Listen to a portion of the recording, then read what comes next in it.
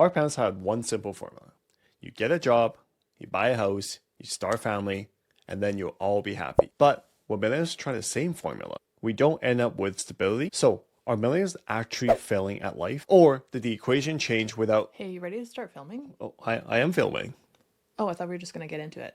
Oh, okay, I guess so. All right, let's get into it.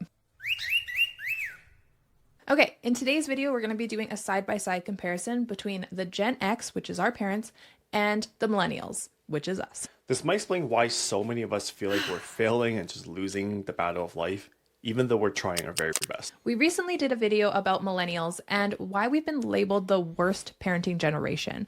If you haven't checked out that video, click the link above. That led us down a rabbit hole of, well, why are we like that? Why did this all happen to us? Where did the pressure come from? Which leads us to this video. So first, let's break down a little bit of a timeline for you guys to understand. All right, let's compare side by side. So both generations graduated 18 years old, with the Gen Xer of a graduation rate at 88%, while the Millennials had a 93% graduation rate. By the age of 22, Gen X is graduated from college and they're doing their full-time jobs. Whereas for Millennials, we're still in school, probably graduating between the ages of 22 and 24. I myself actually graduated at the age of 24, so it took me 6 years to get my degree. And here's where it gets really interesting. Gen Xers bought their first home between the age of 25 to 27, while us Millennials were buying home at a much later age, between the age of 33 all the way to 40 years old. Most of us can't even afford a home at all. Marriage? Well, Gen Xers were getting married between the ages of 24 and 26. Millennials, on the other hand, are getting married between the ages of 30 and 33. Or we're just skipping it altogether. And kids? Gen Xers are starting a family and having kids between the age of 26 to 28, while Millennials are having kids between 31 and 33, or deciding not to have kids at all because we can't afford them. So looking at all these numbers, we wonder why we feel like such failures. I mean, how could we know? And here's the most outrageous stat of them all. On our last video, we only got 2 likes where we talked about who deserve the worst parenting label. If you love breaking records and you want to help the Raw Parenting Podcast out, do us a favor and hit that like button and tell us, kid, you're doing all right, keep trucking along. So we're going to use my mom as an example here. So by the age of 21, she had her first baby. And by the age of 24, she was done with her 3 kids already at 24. Right. And at age 24, I had student debt, I had anxieties, I had no idea what I was doing with life. I wasn't even like close to thinking about buying a house or starting a family. The Gen Xers are already, saving up money to buy a house within the next year or two, which is so crazy to think about. I mean, to even, use your dad as an example, it's crazy to hear the life that he had around our age, because around that age, he was buying boats and he was buying these and lots with cabins and all that stuff. And you look at your life and you're just struggling along, which brings me to a really interesting point. If I were to ask you, how much do you think a Gen Xer was worth by the age of 30 in today's dollars? Plus inflation and all that stuff. How much would you say it would be? Plus inflation. Okay. I'm going to go with something like 50,000. If I were to ask you how much a millennial's net worth is by the age of 30, how much would you guess would be? 30. 30,000? 30,000. Okay, sounds good. So a Gen Xer's net worth by the age of 30 was $76,000 per average.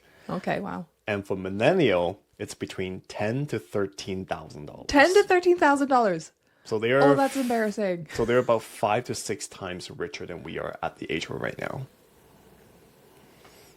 Yeah, that sounds about right. To sum all this up, it's not really because we're lazy or we're irresponsible. It's literally just because the system has changed.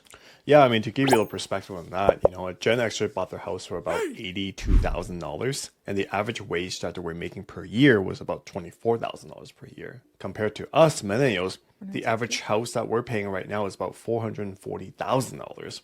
And we're making an average wage of about $75,000. So what does that mean? Is that our Gen X parents were paying about 3 times their wage to home price ratio, while we're paying about 6 to 9 times our salary and wage to our home price.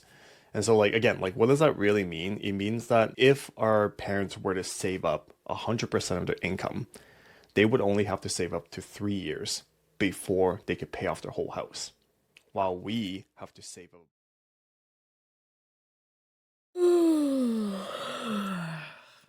A few moments later. Very much impossible because you can't save 100% of your income. But I think it's just saying it just takes them a lot less time to save up to pay off their house, while it takes us much, much longer. And that's not even including all the other expenses that we have. The formula, right? The formula involves getting a job. Now, the Gen Xers, they usually only have a few careers in life. You know, they're very like corporate and job dedicated. And with that job, it came with a pension, it came with healthcare plans, it came with retirement plans. But us millennials, a lot of us, we're called the gig economy because a lot of us are just taking small gig jobs here and there. But what does that mean? It means that there's no benefits, there's no pensions, and we have one of the highest costs in all of generations right now.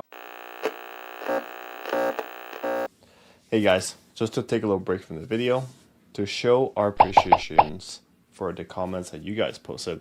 So there you go, guys. Thank you so much for the comments. Keep them coming. We're gonna keep pumping up videos, and back to the video. So not only are millennials just drowning in debts altogether with all of the cost increases and the differences, we're forgetting a little bit about food prices, gas prices, rent. Like those are all majorly increased as well. All right, let me give you interesting facts on why millennials are so poor. And this is my theory. And so I believe that we're so poor compared to our parents is because we have something called a subscription plan now. Literally everything you can subscribe to. Disney, Netflix, all the apps that we have, and even iCloud storage. Not only those things, but you can even do subscriptions on like a couch at a furniture store, or you can do on Amazon, and they'll do, do monthly payments breaking down into 4 months, and anything, literally anything we can get subscriptions on. Yeah. We can do subscriptions on cars, right? You can do monthly payments on cars. Like it's way out of hand. It's way out of hand. And, and the whole reason why is because we can't afford it. That's why we need monthly subscriptions.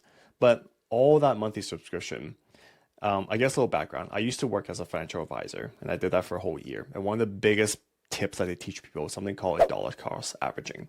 This is where a technique where you take money out of your bank account before you even see it, and you send that money towards an investment company, and they take that money and invest it for you. Now, the whole point of this is because if you were to do it by yourself and you were like, I'm going to take $100, I'm going to go invest it. No, that money, it's already gone. You already bought something with it. The whole point is to just send it out to somewhere before you even see it. Now, us millennials, we have so many subscription plans. Even though it's $10 here, $20 there, $5 there, $30 there, it all adds up and it eats away your monthly income. And that's why when you check your bank account, you don't really see that much money because it's already been eaten up.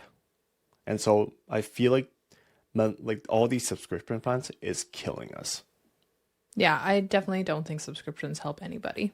No. But in our minds, we're like, oh, sweet, it's only this. Exactly. And then you get this amazing subscription out of it. And, and like you said, Netflix, Disney, Prime, like who needs 3 different streaming channels? In 6 months, you forget about it. Yeah. And we are very much in this hole because we have all of these subscriptions too. And I've heard so many people say like, I have to go through my subscriptions and realize like, oh my gosh, I didn't even realize I still had this, and how much money you've wasted over months. So note to you, check your subscriptions and cancel them if you don't need them. Also thinking too, I don't know how many people actually look at their bank statements on a regular basis. I know my dad did that very frequently, always wanting to know where his money went. And I think we've kind of lost that as well because we feel like we're indispensable. Like we have money here, we have money there, we've got a Visa, we've got line of credit. Well, or we are so afraid of seeing our bank account that I just don't want to look at it anymore because it scares the crap out of me because I don't know how I'm going to pay for this. Yeah, so true. I remember my dad, every time he would buy groceries, he would literally sit in the car and he'll read the receipt to see if it's actually the things that he purchased. And, but again, that's great. I feel like that's good. I grab the receipt, trash immediately. While my dad is foul banking them so that in case he has to return them, he has that receipt from 2 months ago. Yeah, so true. And I used to actually keep all my receipts before as well for the year. And I don't know what I did with them. I was kind of a hoarder, but anyways. Yeah, that's good. That's really good, habits. Yeah. Anyways, again, not telling you what to do or how you should live your life, but just something for like us to note personally, like, holy crap, we should look at our subscriptions. Yeah, seriously. So obviously we touch base on the economical parts of the differences between generations. So my biggest concern with our generation has been technology. And our foundation was already weak in some aspects from our parents, but they had no idea what was coming with technology. And social media has really shaped the way millennials view the world today. I really question now, are our parents really to blame for how we've ended up today? And I think the foundation was fairly weak because, you know, we were the guinea pigs for daycare kids, right? That's number one. And then we were a generation of, you know, like therapy. Like, Yeah. you don't do therapy. Like, you just tough it out, you know, as they say. And so our emotions were shut. And then on top of that, now you're mixing with MSN, which is like, you know, our newest form of social media, and all these other things that come with it, you know, especially when it comes to like bullying, being left out, and FOMO. Yeah, so basically to give context, so in our teen years from 1990s to early 2000s, like that's when MSN came out. And that was our biggest instant messaging way to connect with people. That was like the main form of communication now through the internet. So I don't know if you remember much about MSN, but man, it was a wild time. So again, this is where it all starts though, right? Right. Like if you really think about it, man, we are staying up late, which disrupts our sleep regulation. We are constantly prepared for being included in all of these conversations. And then when you aren't included, that really lowers your self-esteem. Or if you have a crush on somebody and they don't message you, then your self-esteem gets lower. You know what I mean? Like all of these things are actually like really in tuning into our bodies and we don't even think about it. So now we're raised as preteens with all of these pressures alone with just even society and building connections and all of this. Who has more friends than the other? Yada, yada, yada. You know, like there's tons of pressure in that, which leads to how much self-esteem we had as young kids. I feel like if our foundation was good with our parents, we would have been able to handle things like this a little bit easier. And you know what? And that's a good way to end it.